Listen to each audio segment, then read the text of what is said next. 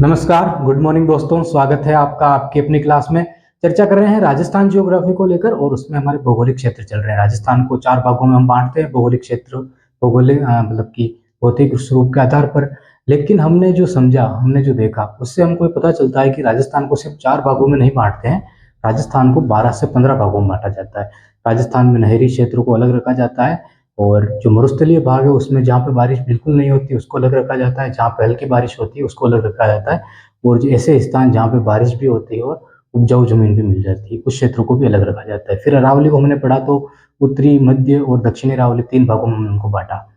तो इसी तरह राजस्थान को कई भागों में बांटा जा सकता है, लेकिन मोटे तौर पर और माध्यमिक शिक्षा बोर्ड ने राजस्थान को 4 भागों में बांटा है, जिसकी हमने चर्चा की, विस्तृत चर्चा की हमने। और फिर हमने पढ़ना शुरू किया तो हर एक भौतिक प्रदेश को हमने पढ़ना शुरू किया, जैसे कि पहला मरुस्थलीय प्रदेश, उसके बाद अरावली पर्वतीय प्रदेश और फिर मैदानी भाग। अब जो हमारा चौथा बच रहा है वो है हाड़ौती का पठार। तो काफी अच्छे से, काफी डिटेल में और काफी शानदार तरीके से हमको पढ़ना है ताकि कोई भी चीज ना छूटे और सारी चीजें हमें क्लियर हमारे माइंड में वो ऐसी की ऐसी मतलब कि याद हो जाए हमको और लंबे समय तक हमें याद रहे वो चीजें, हम कॉन्सेप्ट को ना भूले।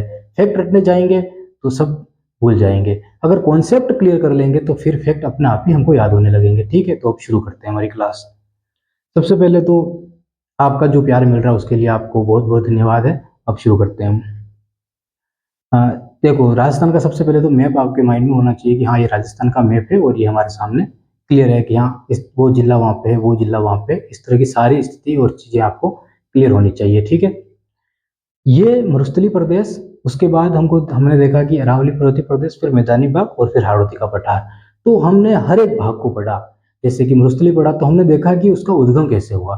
तो हमने देखा कि जो पहले तो ये जंगल था, लेकिन मरुस्थल बनने की जो प्रक्रिया शुरू हुई वो कहीं ना कहीं कटाव के कारण हुआ, जलवायु परिवर्तन हुआ उसके कारण हुआ, या कुछ भूगर्भिक जो हलचल हुई होगी पृथ्वी के अंदर उससे हुआ। लेकिन यहाँ पे हो सकता है कि ऐसा हुआ हो कि यहाँ पे जमीन थोड़ी सी ऊपर उठ गई हो, इसके कारण यहाँ पे जो आने वाली नदियां बहकर आ रही थी वो नदियां कहीं ना कहीं अपना रास्ता मोड़ लेती है और वो नदियां कहीं ना कहीं गंगा के जो गंगा नदी, यमुना नदी जो बहती है उस तरफ मुड़ जाती है और वो बहने लग जाती है। घग्गर की नदी एक सबसे अच्छा उदाहरण हमको मिल जाता है। 12 मासी नदी थी मरुस्थलीय प्रदेश में, लेकिन क्या हुआ उसका, सिर्फ बारिश आती है तब बाढ़ आ जाती है वहां पे, बाकी बारिश नहीं आती तब वो बिल्कुल ही गायब हो जाती है, नदी हमको दिखती नहीं है। एक नाला, सूखा नाला की तरह में सामने आ जाती है वो। ठीक है, लेकिन बारिश के मौसम में वही नदी बाढ़ लेके आ जाती है। तो ऐसी स्थितियां हमारे सामने बन जाती है। इससे हम पता लगा सकते हैं कि यहाँ घग्गर नदी पहले, काफी सालों पहले या लाखों सालों पहले, ये नदी लाखों तो क्या हजारों सालों, मतलब 10,000 साल पहले तो मरुस्थल बना है। ठीक है, तो 10-15 हजार साल पहले घग्गर नदी कहीं ना कहीं एक 12 मासी नदी हमारे सामने थी। ठीक है, उसके बाद हमने अरावली पर्वतीय प्रदेश को पढ़ा तो हमने 3 भागों में बांटकर यही चीज समझने की कोशिश की कि यहाँ पर ऊंचाई हमको कितनी मिल जाती है, और यही एक क्षेत्र है जहाँ पर राजस्थान की नदियां दो तरफ बहने लग जाती है, एक तो पश्चिम और एक पूर्व की तरफ। ठीक है, उसके बाद हमने मैदानी भाग पढ़ा तो हमने देखा कि जो अफ्रीकन प्लेट है, अफ्रीकन प्लेट है, उससे भारतीय उपमहाद्वीप प्लेट टूटती है, अलग होती है, उसके कारण जो हलचल हुई उसके कारण यहाँ पे खाई बन जाती है। वो खाई बनने के बाद क्या होता है कि इस मैदान, खाई बन गई तो फिर ये जैसे ही टकराती है एशियाई प्लेट से, टकराने के बाद जो हिमालय का निर्माण होता है तो वहां से जो नदी आती है और विंध्याचल श्रेणी जिसकी हम बात करने वाले हैं अभी वो यहाँ पे वो बनती है। उस विंध्याचल श्रेणी से जो निकलने वाली ये चंबल नदी है, यहाँ पे माही नदी है, वो यहाँ पे बनास नदी है जो अरावली से निकलती है। तो इन नदियों के द्वारा यहाँ पे मिट्टी लाकर बिछा दी गई और इस मिट्टी को बिछा देने के बाद धीरे धीरे यहाँ पर मैदानी भाग का निर्माण हो गया। तो राजस्थान के जो मैदानी भाग का निर्माण हुआ और हिमालय, सॉरी, मरुस्थल का जो निर्माण हुआ, दोनों एक ही साथ हुआ। लेकिन आगे चलकर मैदानी भाग तो नदियों के कारण हरा भरा रहा। कारण था कि जो अरावली क्षेत्र है वो बीच में आ रहा है तो इसको तो कोई नुकसान नहीं हुआ, यहाँ पे तो जो क्षेत्र पहले था वही रहा। लेकिन मरुस्थलीय प्रदेश को नुकसान हो गया और यहाँ पे जो नदियां बह के आती थी पहले वो कहीं ना कहीं लुप्त हो गई, गायब हो गई। इसके कारण ये क्षेत्र मरुस्थल बन गया। तो दोनों का विकास एक साथ ही हुआ है, किसका, मैदानी भाग का और मरुस्थल का। लेकिन उधर कोई रोकने वाला नहीं। इधर तो देखो अरावली रोकने वाली है, मरुस्थल आगे ना बढ़े तो अरावली इसको रोक रही है, रोकने का काम कर रही है, एक ढाल के रूप में इसके सामने खड़ी है। ठीक है, लेकिन मैदानी भाग तक नहीं पहुंच रहा है मरुस्थल। कारण क्या है कि अरावली रोक रही है, लेकिन इधर कोई ऐसी पर्वत श्रृंखला नहीं है जो यहाँ पे रोक सकती, इसलिए यहाँ पे मरुस्थल जो प्रक्रिया थी वो पूर्ण हो गई और मरुस्थल हमारे सामने बनकर तैयार हो गया। ठीक है, अब कोशिश जारी है कि मरुस्थल को फिर से हरा भरा क्या किया जाए, लेकिन यहाँ पे एक दुविधा और होती है कि अगर मरुस्थल को हरा भरा कर दिया जाए और बिल्कुल यहाँ पे हरियाली लाई जाए और मतलब कि मरुस्थल खत्म ही कर दिया जाए ना बिल्कुल, तो भारत में जो मानसून आता है बारिश लेकर वो कहीं ना कहीं डामाडोल हो जाएगा। ठीक है, तो ऐसी स्थिति हमारे सामने बनती है। ये तो जलवायु का टॉपिक है। तो मैदानी भाग, अरावली और मरुस्थलीय प्रदेश, इन तीनों में अगर देखा जाए तो सबसे पहले निर्माण किसका होगा, तो अरावली का होगा। अब उद्गम की बात करनी है हमको किसको लेकर, हाड़ौती के पठार को लेकर, और हाड़ौती का पठार ही हमको समझना है। तो फोकस करना हर एक पॉइंट पर, हर एक फैक्ट पर। ठीक है, हम काफी डिटेल में समझने वाले हैं इस चीज को। जो जितने फैक्ट आप हमारी बातों से निकाल सके ना उतने निकाल लेना। आप शुरू करते हैं। अब सबसे पहले हमको देखना पड़ेगा कि जो अरावली का निर्माण हुआ है, अरावली जो बनी है हमारे सामने, वो कब बनी है, तो उसका निर्माण जो पेंजिया बना था ना, जब पृथ्वी बनी थी। ठीक है, आग धूल से बनी, गैसों से बनी, काफी सारी जो तत्व थे उनसे मिलकर एक पृथ्वी बनी। जो दौड़ रहे थे, घूम रहे थे, भाग रहे थे, वो इकट्ठे होने लगे गुरुत्वाकर्षण बल के द्वारा। इकट्ठे होने के बाद पृथ्वी हमारे सामने बनकर तैयार हो गई। एक कठोर पत्थर हमारे सामने बनकर तैयार हो गया। वही पृथ्वी बाद में वही पृथ्वी बाद में अ, उस पर जीवन आने लगा। ठीक है, उस पर जीवन आने लगा। जीवन में आने की जो प्रक्रिया शुरू हुई थी ना, उसको कहते हैं आद्यजीवी महाकल्प। आद्यजीवी महाकल्प। और उसी आद्यजीवी महाकल्प में किसका निर्माण हुआ, तो अरावली का निर्माण हुआ। अरावली का निर्माण कब हुआ, आद्यजीवी महाकल्प में। ठीक है, मतलब कि शुरुआत में जब पृथ्वी पे जीवन की शुरुआत हो रही थी ना, उस वक्त किसका निर्माण हुआ है, उस वक्त निर्माण हुआ है अरावली का। लेकिन हमको बात करनी है किसकी, हाड़ौती की। तो दूसरी चीज अब समझना, अरावली ने किसको बनने से रोका, मरुस्थल को आगे बढ़ने से रोका। मतलब कहीं ना कहीं अरावली की स्थिति पहले से मौजूद है इस पे। ठीक है, तो हमको ये पता चल गया कि मरुस्थल से पहले अरावली बनी। हमने देखा कि जो मैदानी भाग था, तो जो अफ्रीकन प्लेट से भारतीय उपमहाद्वीप प्लेट टूट के अलग हुई, तब ये खाई बन गई यहाँ पे। तो इसको भरने का काम किसके द्वारा किया, नदियों के द्वारा। तो यहाँ से हिमालय, ये देखो अरावली से बनास नदी निकल के आ रही है, तो ऐसी काफी सारी बनास की सहायक नदियों के द्वारा भी यहाँ पे मिट्टी लाई गई, तो भरा गया। तो कहीं ना कहीं मैदानी भाग का निर्माण भी किसके बाद हुआ, अरावली के बाद हुआ। ठीक है, दो चीजें क्लियर हो गई। हमको समझना है कि हाड़ौती के पठार का निर्माण कब हुआ। तो मरुस्थल का निर्माण हमने एक चीज और देखी कि 10,000 साल आज से पहले मरुस्थल का निर्माण हो रहा है, और मैदानी भाग का निर्माण भी ये प्लेट जब हिमालय की टकराती है तब हो गया। तो नवजीवी महाकल्प अगर बात आए ना, नवजीवी महाकल्प, नवजीवी महाकल्प, समझ जाना इस बात को। नवजीवी महाकल्प अगर बात आए तो मैदानी भाग और मरुस्थल, ये दोनों क्षेत्र किसमें बनेंगे, तो नवजीवी महाकल्प में बनेंगे। ठीक है, सबसे नए ये हैं। उसके बाद अगर आद्यजीवी की बात करेंगे तो अरावली की बात आएगी। आद्यजीवी महाकल्प, आद्यजीवी। ठीक है, तो आद्यजीवी और नवजीवी, अब इसके बीच में क्या आता है, इसके बीच में आता है मध्यजीवी, मध्यजीवी महाकल्प, मध्यजीवी। अब आपको समझ में आ गया होगा कि अरावली के तो बाद में, और मरुस्थल के, और किसके, मैदानी भाग के पहले किसका निर्माण हुआ, हाड़ौती के पठार का। अब अगर क्रम पूछ लिया जाए आपसे तो सिंपल है, देखो सबसे पहले अरावली का निर्माण होगा, उसके बाद हाड़ौती के पठार का निर्माण होगा, उसके बाद किसका निर्माण होगा, मैदानी भाग का या मरुस्थल का। तो ध्यान रखना, मरुस्थल पहले जंगल था। अगर जंगल की बात करेंगे तो दोनों का साथ में होगा, लेकिन मरुस्थल की बात करेंगे तो मैदानी भाग से बाद में होगा। क्योंकि मैदानी भाग तो हरा भरा रहा किसके कारण, अरावली के कारण। लेकिन मरुस्थल के यहाँ पे कोई पर्वत श्रृंखला नहीं आ रही है, इसके कारण ये हरा भरा नहीं रह सका और ये मरुस्थल बन गया। लेकिन मैदानी भाग और दोनों साथ में बने। लेकिन मरुस्थल कब बना, तो मैदानी भाग तो ऐसा कैसा रह गया, और यहाँ पे नदियां अपना रास्ता मोड़ लेती है, इसके कारण यहाँ पे बन जाता है। ठीक है, अब बात करते हैं कि हाड़ौती के पठार का उद्गम कैसे हुआ। हमने बात की मध्यजीवी महाकल्प में हाड़ौती का पठार बना, मतलब कि अरावली के थोड़े सालों बाद, मान लो 50-60 साल बाद अरावली के इसका निर्माण हो गया, हाड़ौती के पठार का निर्माण हो गया।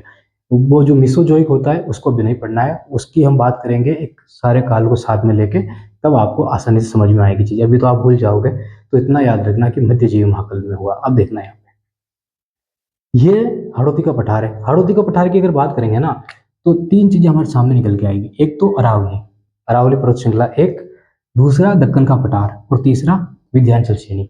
तीन चीजें ध्यान रखना, अरावली, सॉरी दक्कन का पठार तीसरा नहीं हो पाएगा, अरावली, विंध्याचल श्रेणी और दक्कन का पठार। मैं लिख देता हूँ ए, बी और डी। अरावली, विंध्याचल श्रेणी, दक्कन का पठार। सबसे पहले किसका निर्माण हुआ, अरावली का निर्माण हुआ। तो जो अरावली का निर्माण हुआ ना, उसके बाद जो विंध्याचल श्रेणी बनी, विंध्याचल कगार भूमि जिसको बोलते हैं, एमपी के अंदर सबसे ज्यादा है वो। ठीक है, तो वो श्रेणी जब बनी ना, उसको कब बनी, वो अरावली के बाद बनी। यही कारण है कि उस श्रेणी को आगे बढ़ने से रोकने का काम किसने किया, राजस्थान में तो किसने किया, अरावली ने। ये पठार यहाँ पे आगे फैलता, लेकिन अरावली की यहाँ पे स्थिति थी, इसके कारण ये अरावली के घुटनों में रह गया। ठीक है, तो इसकी स्थिति कहाँ पे थी, विंध्याचल कगार भूमि की स्थिति बाद में बनी है, इसके कारण अरावली आगे नहीं पहुंच पाई और वो यहाँ पे अरावली, लेकिन यहाँ पे भी एक क्वेश्चन आता है कि अरावली अभी जो स्थिति है वही थी क्या? नहीं थी। अरावली अभी तो वर्तमान में हमको इतनी दिखती, लेकिन अरावली की स्थिति लगभग यहाँ से इतनी थी और इतनी थी। मतलब कि अगर ये राजस्थान की हम बात करें तो अभी तो स्थिति अरावली की ये है, लेकिन पहले अरावली की स्थिति इस प्रकार थी। मतलब ना मैदानी भाग था ना यादव मरुस्थल था, पहले यहाँ पे सिर्फ कौन था? अरावली थी। ठीक है, अरावली कट गई, छट गई, अवशिष्ट हो, अब तो अवशिष्ट बचे है ना। ओरिजिनल और अरावली कहाँ पे बची है? हमारे सामने नहीं बची है ना।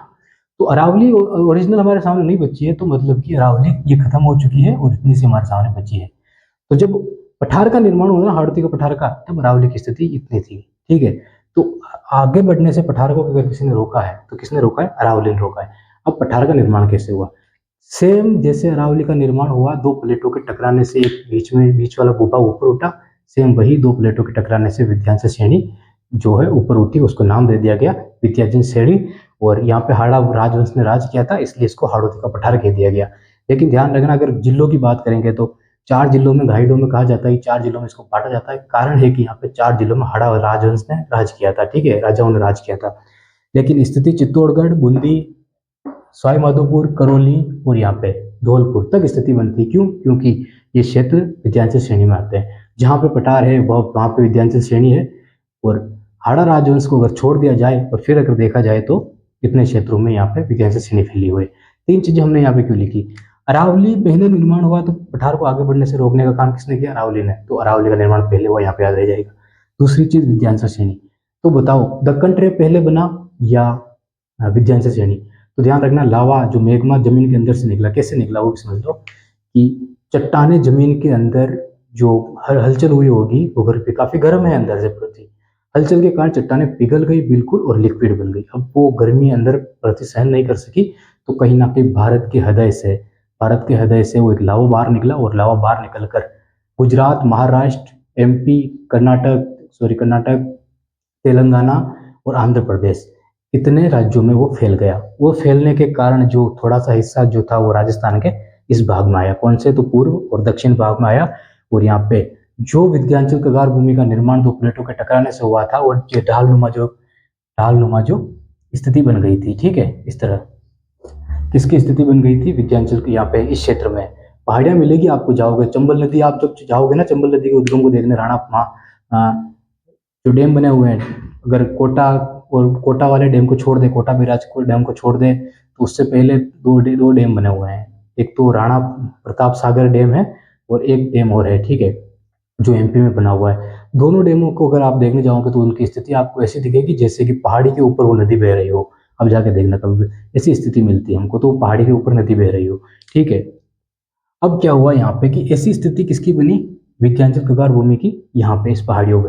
और यही पे अब लावा निकला तो लावा यहाँ पे जमने लगा, यहाँ पे लावा जमने लगा। ठीक है, तो क्या हुआ? यहाँ पे समतल भूमि बनने लगी। तो पहाड़ियां तो है, लेकिन उन पहाड़ियों की ढलानों के बीच में क्या स्थित है? लावा, और उसी को कहते हैं काली मिट्टी। यहाँ पे ये निर्माण हुआ है। ठीक है, विंध्याचल कगार भूमि का। आज सिर्फ बात कर रहे हैं कि हाड़ौती के पठार का उद्गम कैसे हुआ और विशेषता क्या है। फिर कल मिट्टी की बात, बारिश की बात, फसलों की बात, जीवन शैली क्या है यहाँ की, उनकी बात।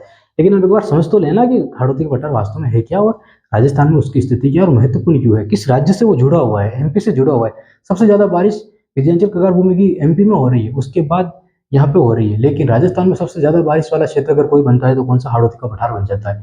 काली मिट्टी है, बारिश सबसे ज्यादा हो रही है, इसके कारण सबसे शानदार फसलें, अगर फूलों की खेती होती है तो झालावाड़ में होती है। तो सारी चीजें हम देखने वाले हैं, लेकिन अभी हमको सिर्फ देखना है कि हाड़ौती के पठार का उद्गम कैसे हुआ है। ठीक है, अब देखना आगे। ये जो विंध्याचल कगार भूमि जो क्षेत्र बना हमारे सामने, तो जब दक्कन ट्रैप से लावा निकला, ठीक है, लावा निकला, मैग्मा निकला। हृदय मैंने क्यों बोला? क्योंकि भारत के बीचों बीच वो क्षेत्र आ रहा है दक्कन ट्रैप, इसलिए मैंने बोला।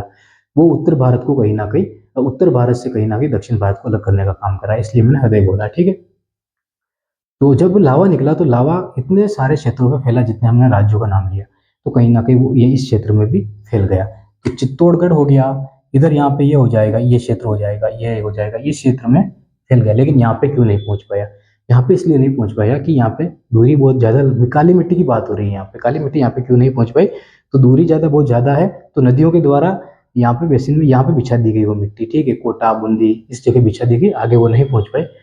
कारण है कि वो दूरी बहुत ज्यादा है इसके कारण। अगर पास होती तो पहुंच जाती, लेकिन कोटा बूंदी में हमको समतल जमीन मिलती है, तो हम देखेंगे कि ऊंचाई कितनी मिल जाती है यहाँ पे। ठीक है, तो उद्गम को लेकर बात थी, तो आपको पता चल गया होगा कि उद्गम कैसे हुआ है।